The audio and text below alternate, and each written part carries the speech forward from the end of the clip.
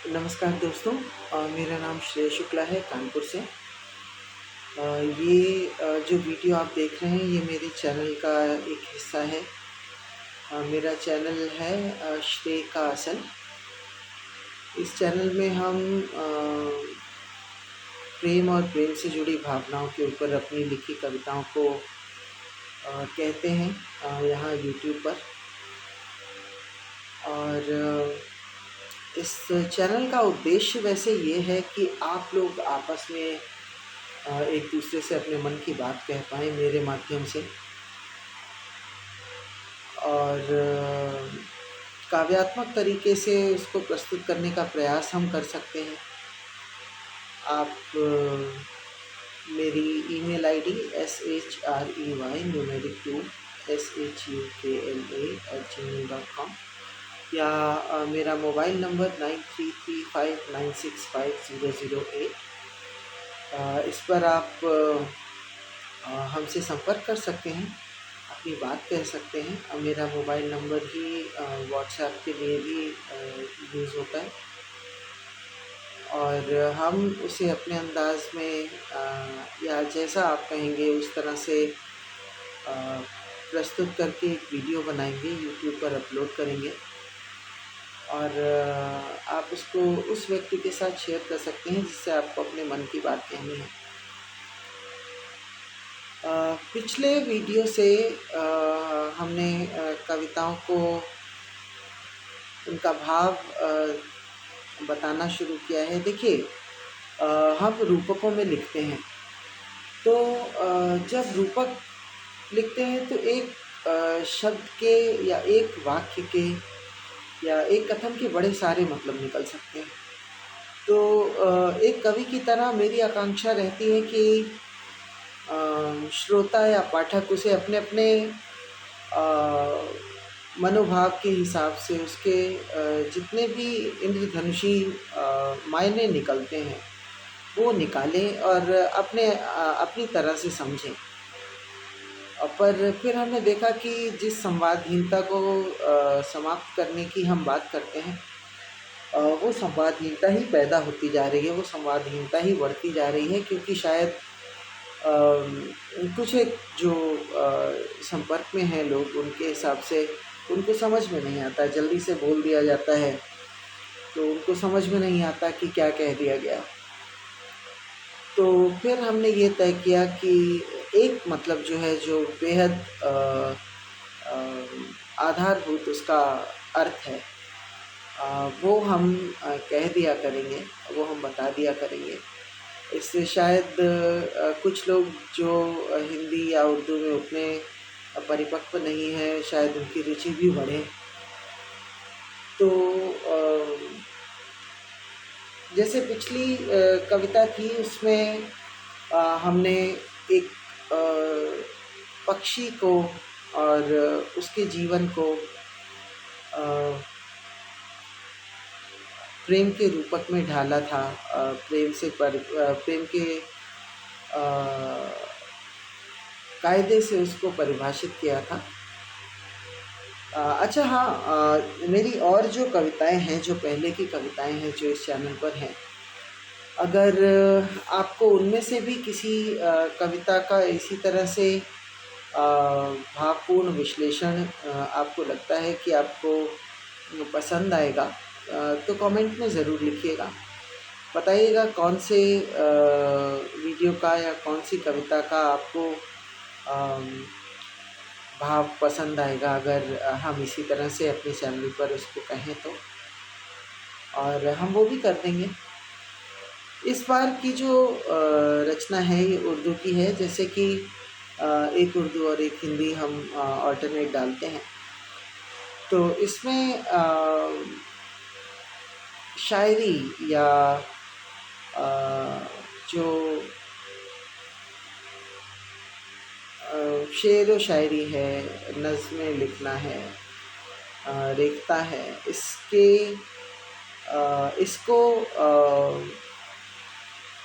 इसका प्रेम से तुलनात्मक रूप प्रस्तुत करने का प्रयास किया गया है। कि कैसे शायरी और प्रेम आपस में कैसे जुड़े से हुए हैं और इनमें कितनी समानता है और कितनी ही विचित्रता का संयोजन हो जाता है जब दोनों को ऐसे रूपक के रूप में परिभाषित करते हैं। चलिए शुरू करते हैं। रेखता सी रही है जिंदगी हमेशा, दर सख्त सारे लहजे पीते रहे इसी के। सुनते थे शायरों से मीठी बहुत है उर्दू, जीते ही जा रहे हैं बस आस में उसी के। देखिए, रेखता उर्दू के कुछ एक प्रारंभिक शुरुआती नामों में से एक है। रेखता का मतलब होता है ब्लेंड ऑफ मल्टीपल थिंग्स, मतलब मिश्रण, काफ़ी सारी चीज़ों का मिश्रण। तो जैसे उर्दू है, उर्दू अरबी, फ़ारसी और हिंदी को मिला जुला कर बनी है। उर्दू की उत्पत्ति का कारण ये था कि पहले अलग अलग गुटों के सैनिक इकट्ठा होते थे, कैंप लैंग्वेज भी बोलते हैं उर्दू को। तो उनको आपस में संवाद स्थापित करना था, तो एक मध्य मार्ग तलाशा गया जिसको उर्दू कहते थे। तो रेखता इसका शुरुआती नाम है। अब जब इसको रूपक के रूप में परिभाषित करें तो रेखता जैसे बहुत सारे अलग अलग भाषाओं को मिलाकर बनता है, वैसे ही रेखता सी रही है ज़िंदगी हमेशा। मतलब इसमें बहुत सारे अलग अलग भावों को, उसमें प्रेम भी है, क्षोभ भी है, दुख भी है, हर्ष भी है, जिज्ञासा भी है, उत्सुकता भी है, प्रसन्नता भी है, सफलता का सोपान छूने का वो सुख भी है, दुख भी बड़े सारे हैं। तो इन सारी चीज़ों के मिश्रण से जीवन बना। तो इस तरह से इसको ज़िंदगी से जोड़ा जा रहा है कि रेखता सी रही है ज़िंदगी हमेशा, दर सख्त सारे लहजे पीते रहे इसी के। मतलब इसमें कुछ खुशनुमा भी है, कुछ गमज़दा भी है, कुछ परेशान करने वाली चीज़ें भी हैं। पर अब तक इसके जितना भी इसका सख्त लहजा है, अभी तक वही बर्दाश्त करते चले आ रहे हैं। सुनते थे शायरों से मीठी बहुत है उर्दू। इसे शायरों को उर्दू का बड़ा अनुभव होता है, बड़ा तजुर्बा होता है। तो इसको कंपेयर किया गया है उन लोगों से जिनको ज़िंदगी का बड़ा तजुर्बा है। तो जैसे शायर कहते हैं कि उर्दू बहुत मीठी ज़ुबान है, वैसे ही जिनको ज़िंदगी का तजुर्बा बहुत है वो कहते हैं कि ज़िंदगी में मिठास ज़्यादा है। तो उनकी कई बातों को सुना, उनकी कई बातों पर विश्वास किया, तो इसीलिए ज़िंदगी बस जीते चले जा रहे हैं कि कभी ना कभी तो मिठास भी आएगी। कामिल हो जाए नज़्म बस अलविदा से पहले, इंतहा ना हो तड़प की कहीं इब्तिदा से पहले। मतलब जो नज़्म ज़िंदगी की लिखने की कोशिश कर रहे हैं वो बस पूरी हो जाए, इससे पहले कि ज़िंदगी से अलविदा कहा जाए। फिर तड़प की इंतहा ना हो, मतलब तड़प की हद पार ना हो जाए ज़िंदगी की शुरुआत से पहले। रुसवाइयों के मतले आसान नहीं है जीना, हिज्र के ये काफ़िए क्यों ख़त्म नहीं होते। है अरमा बेहिसाब जो बन अश्क चल दिए थे, चाहत पड़ी थी बेवा सो जाए रोते रोते। तो रुसवाइयाँ जो लोगों से रूठना है, उनसे जब शुरुआत होती है, मतलब कहते हैं जहाँ से शुरू होता है, जहाँ से गज़ल शुरू होती है उसको मतला कहते हैं। तो जब रुसवाइयों से ही शुरुआत होती है तो ज़िंदगी आसान नहीं होती। फिर हिज्र के काफ़िए क्यों ख़त्म नहीं होते। हिज्र का मतलब होता है जुदाई, विरह, तो इससे भरे हुए हैं। काफ़िया एक टुकड़ा होता है गज़ल का, काफ़िए जोड़ जोड़ के गज़ल बनती है। तो पूरी गज़ल में हिज्र के ही काफ़िए भरे पड़े हैं, पूरी ज़िंदगी में विरह के ही छंद भरे पड़े हैं, और ये ख़त्म नहीं होते हैं। अरमा बेहिसाब जो बन अश्क चल दिए थे, मतलब वो अरमान अभी भी हैं जो कभी आंसू बन के निकल गए थे शरीर से। चाहत पड़ी थी बेवा सो जाए रोते रोते। चाहत का जो शौहर है, अगर चाहत को एक औरत मान लें, तो इसका जो शौहर है जिसके लिए ये जी रही थी, जिसके होने से ये शादीशुदा औरत थी, जिसके होने से ये औरत थी, वो ख़त्म हो चुका है। चाहत पड़ी थी बेवा सो जाए रोते रोते, मतलब उसे होश नहीं है, वो बेहोश हो रही है, और मतलब गम की भी इतनी इंतहा है कि रोने का भी एक दौर ख़त्म सा हो गया। कुछ वफ़ा दिखाना तुम अब और अदा से पहले, मतलब अगर तुम्हारी अदा बेवफाई ही है तो इस बार उस अदा से पहले थोड़ी सी वफ़ा दिखा देना। इंतहा न हो तड़प की कहीं इब्तिदा से पहले। मिसराए उला हूँ मैं पैदा हूँ तसव्वुर से, उलझी रही है बेशक सारी मेरी कहानी। अंजाम दो मुझे बस अब और क्या गुजारिश, कर दो असल को पूरा बनकर मिसराए सानी। देखिए, जब दो लाइनें लिखी जाती हैं तो उसमें पहली लाइन एक मुद्दा उठाती है और दूसरी लाइन वो मुद्दा पूरा करती है। चाहे वो विरोधाभास में हो या उसके समर्थन में हो, चाहे वो उसी बात को आगे बढ़ाए, पर उसे पूरा करती है। मिसराए उला मतलब किसी दो लाइन की बात की पहली लाइन, इसे मिसराए उला कहते हैं। तो मैं या कवि या प्रेमी मिसराए उला है, और वो तसव्वुर से पैदा हुआ है, वो कल्पना से उसकी उत्पत्ति है, उसकी पैदाइश जो है वो तसव्वुर से है। मतलब बस सोच में ही रहता है वो। उलझी रही है बेशक सारी मेरी कहानी, और चूँकि वो सोच से ही पैदा हुआ है और सोच में ही उलझा रहता है, तो उसकी सारी कहानी भी उलझी रहती है। अंजाम दो मुझे बस अब और क्या गुजारिश, कर दो असल को पूरा बनकर मिसराए सानी।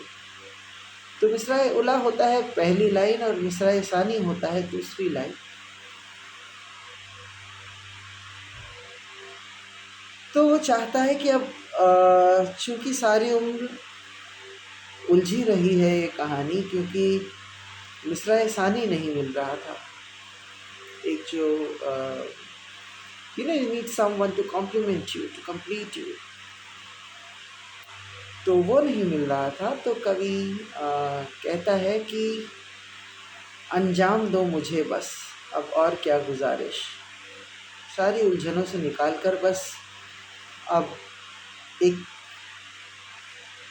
आखिरत तक लाओ, एक खात्मे तक लाओ। Make me complete, that's what he desires. तो वो कहता है कर दो असल को पूरा। असल मेरा तखल्लुस है। अच्छा, असल जब भी उपयोग में आता है तो यहाँ यमक अलंकार का उपयोग होता है, जहाँ एक असल का मतलब होता है एक्चुअल, और दूसरे असल का मतलब होता है कवि खुद, मतलब मेरी शख्सियत। तो यहाँ पर भी उसका वैसा ही मतलब है कि कर दो असल को पूरा, जो असलियत है ज़िंदगी की उसको पूरा कर दो। और दूसरा मतलब है कि मुझे पूरा कर दो। मेरा मिसराए सानी बन जाओ। कभी मुस्कुराहटें दो कोई ख़ता से पहले, मतलब तुम्हारी जो ख़ताएँ थी उन्होंने रुलाया है हमेशा, तो कभी कुछ ऐसा करो ना कि थोड़ी सी मुस्कुराहट भी हो जाए। इंतहा ना हो तड़प की कहीं इब्तिदा से पहले। दिल चाक कर गए वो, और वो भी और तुम भी, धागे भी कम है ज़िंदगी में कैसे फिर सिए। सीने का हुनर शायरी से क्या ही कम असल, हर लफ्ज़ में मिलते नहीं हैं हम काफ़िए। तो हाँ, मेरे दिल पर कुछ घाव किया किसी ने, फिर किसी और ने, और फिर तुमने भी। और अगर इन घावों को, इन अ, गहरे जो तराशे हैं तुमने अपनी हरकतों से, इनको सिलने के लिए जो धागे हैं, जो वजहें हैं, जो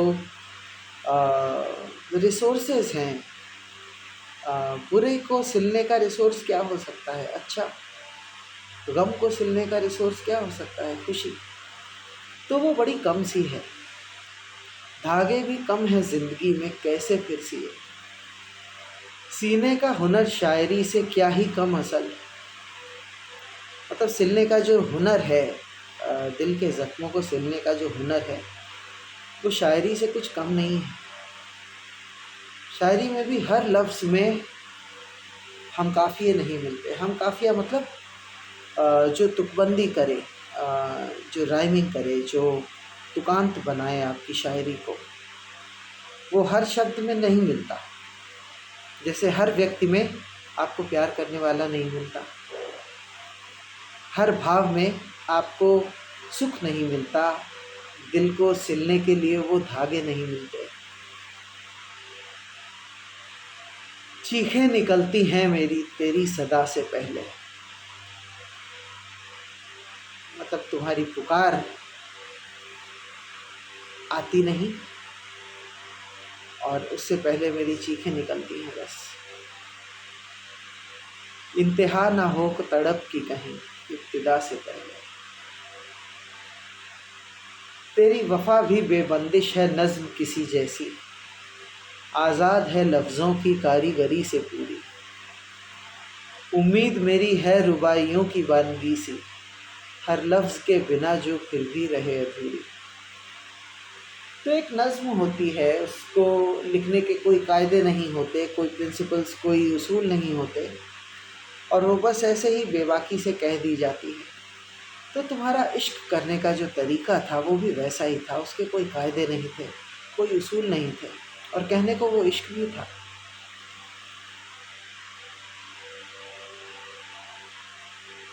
और वो कभी कहा भी नहीं जाता था, कभी कह के तुमने ज़ाहिर नहीं किया। तो वो आज़ाद थी, लफ्ज़ों की कारीगरी से पूरी तरह आज़ाद थी।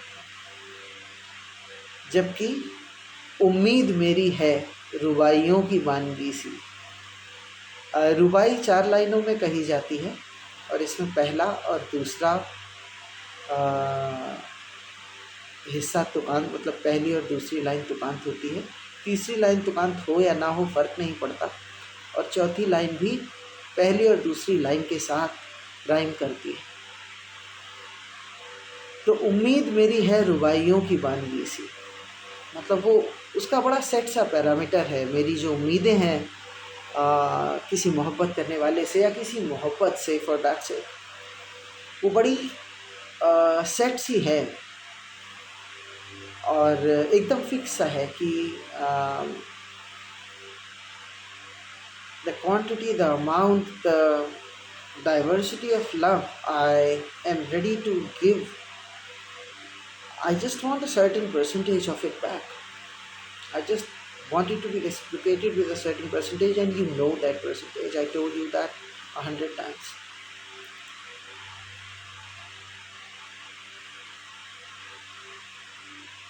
तो उम्मीद मेरी है रुबाइयों की वानगी सी, बड़ा बंधा सा हुआ है, उसकी ज़रूरत भी बड़ी छोटी सी है, और एक निश्चित परिमाण में, एक छोटे से सांचे में आ जाती है।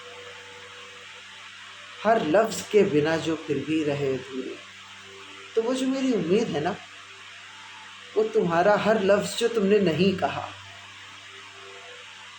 जो तुमने कहना ज़रूरी नहीं समझा, या तुमने ज़रूरी समझा कि कहा ना जाए, उस हर अनकहे लफ्ज़ के बिना मेरी उम्मीद अधूरी रही। एक गज़ल सी वफ़ा दो बेकायदा से पहले। जैसे एक गज़ल होती है, सुनने में कितनी मीठी लगती है, कितनी बंधी हुई सी, कितनी आदर्श सी लगती है, तो वैसी कुछ वफ़ा दो ना,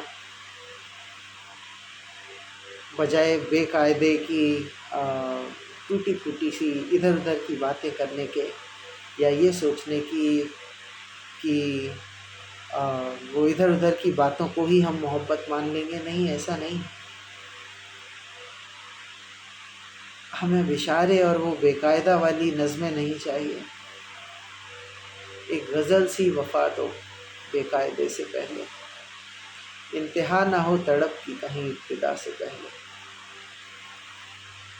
चाहत है तुमसे पनाहों की ज़द से कहीं ज़्यादा, लगती है तुमसे आशिकी किसी रूह नज़्म जैसी।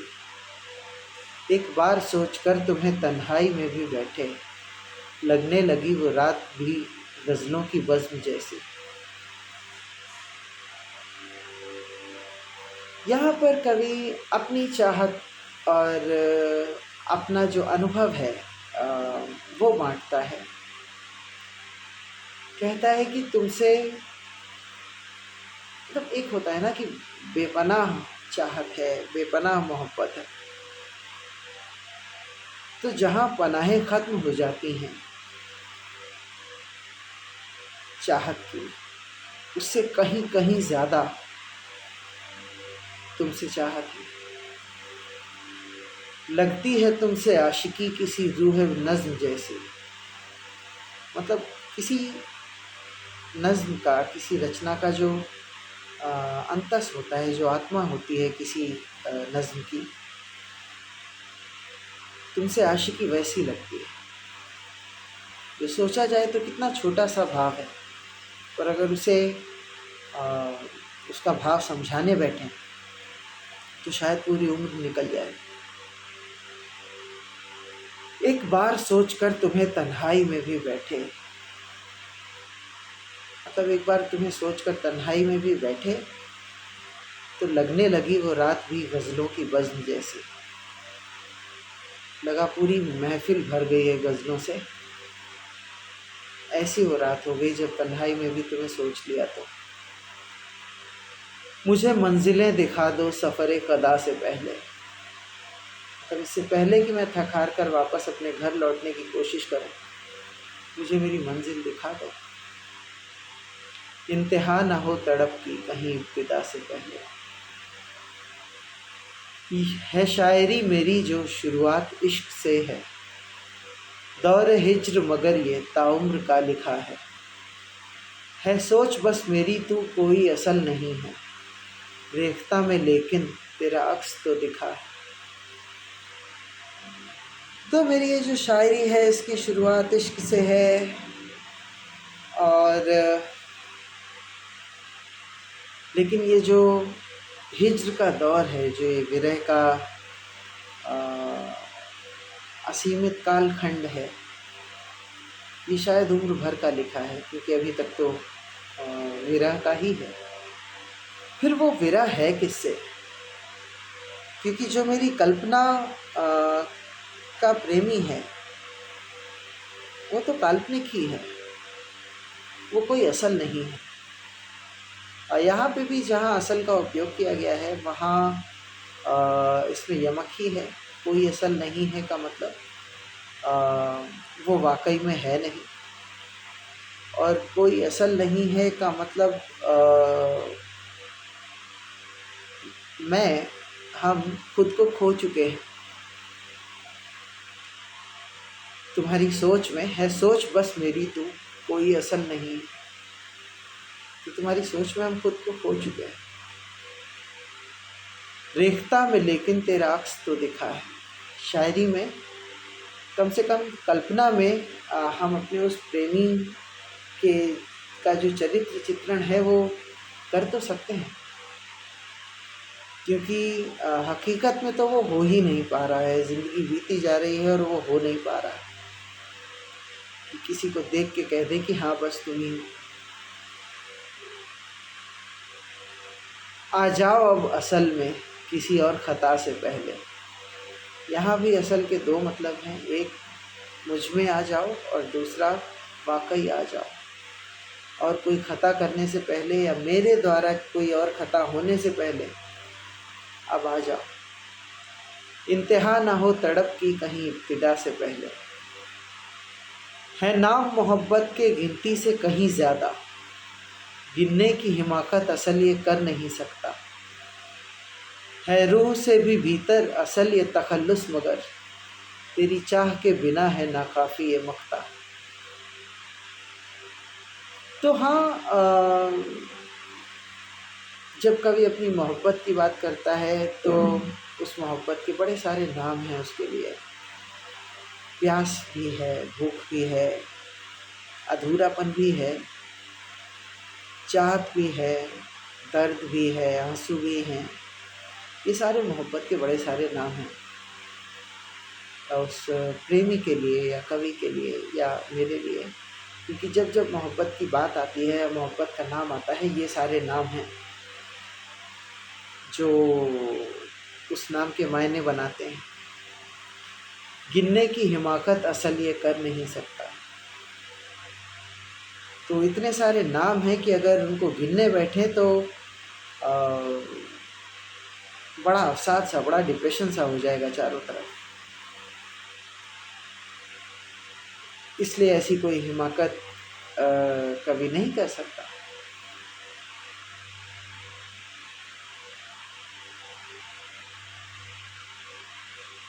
है रूह से भी भीतर असल ये तखल्लुस, मगर मतलब जो मेरा नाम है, यहाँ तखल्लुस को व्यक्तित्व से परिभाषित किया गया है, या व्यक्तित्व को तखल्लुस से परिभाषित किया गया है कि the whole existence of mind,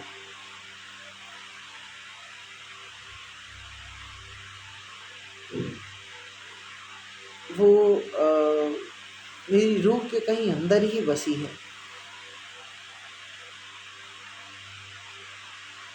फिर भी उसको जो उसका कॉम्प्लीमेंट है, जो उसका कॉम्प्लीशन है, तेरी चाह के बिना है नाकाफ़ी ये मक्ता। मक्ता वो लाइन होती है जिससे कोई नज़्म ख़त्म होती है, कंप्लीट होती है। तो हाँ, मेरी पूरी शख्सियत मेरी रूह के अंदर कहीं छोटे से में समा जाती है, पर फिर भी उसको पूरा होने के लिए, उसको मुसलसल होने के लिए तुम्हारी चाह की ज़रूरत है। मुझे खुशनुमा बना दो अब गमज़दा से पहले, इंतहा ना हो तड़प की कहीं इब्तिदा से पहले। मतलब अब इससे पहले कि अब एक और गम मेरी ज़िंदगी में आए, तुम आ जाओ, मेरी ज़िंदगी को, मुझे, मेरी मेरी पूरी शख्सियत को खुशनुमा बना दो। इंतहा ना हो तड़प की कहीं इब्तिदा से पहले, जब ये तड़पने की कहीं हद पार ना हो जाए ज़िंदगी शुरू होने से पहले।